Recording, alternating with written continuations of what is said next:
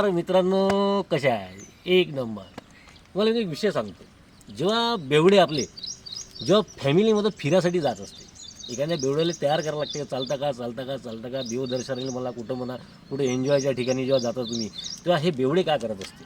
बेवडे तयार तर होऊन जाते यासाठी, पण याचं जास्तीत जास्त लक्ष कुठं राहत असते? याचं जास्तीत जास्त त्या मंदिरात लक्ष नाही राहत किंवा कोणत्या स्पॉटवर लक्ष नाही राहत. याचं लक्ष फक्त राहते का एखादं बाजूबाजूला कुठं वाईन शॉप आहे का, हे लोक तिथपर्यंत पोहोचून राहिले का. हा सकाळी आपला ॲटमॉस्फिअर तसा बनवते का हा अशा ठिकाणी तुम्हाला पर्चेसिंग करायला लावून, अशा ठिकाणी जायला लावून का जिथं आजूबाजूला वाईन शॉप आहे. आणि त्याच्यानंतर हा बेवडा का करते? मजेदार किस्सा आहे. हा बेवडा का करते? आपण याला बेवडा बनवू. हा बेवडा का करते? आपल्या फॅमिलीतच राहत असते. बरं, फॅमिलीतच राहते. बायको नेहमी याच्यावर लक्ष ठेवत राहते, वाच ठेवत राहते, कुठं आहे कुठं आहे कुठं आहे कुठं आहे.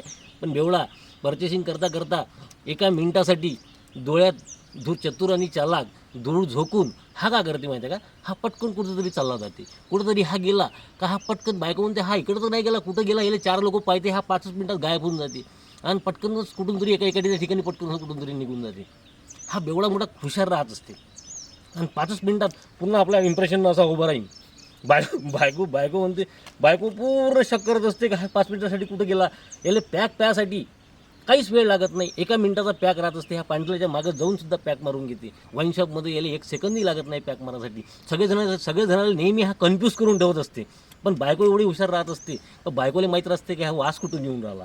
हा नेहमी तुझ्या तोंडाजवळ, हिच्या तोंडाजवळ, त्या तोंडाजवळ जाऊन ते बरोबर वास घेत असते. ते पूर्ण समजून जाते. जेवढे हे बेवढे हुशार आहे तेवढेच आपल्या ह्या बायकासुद्धा हुशार राहत असते.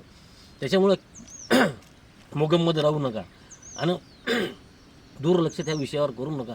त्यावर पहा, ऑब्झर्वेशन करा. ही प्रत्येक गोष्टी तुमच्या घरात कुठं ना कुठे घडलेल्या असन. जय हिंद, जय भारत. सबस्क्राईब करा.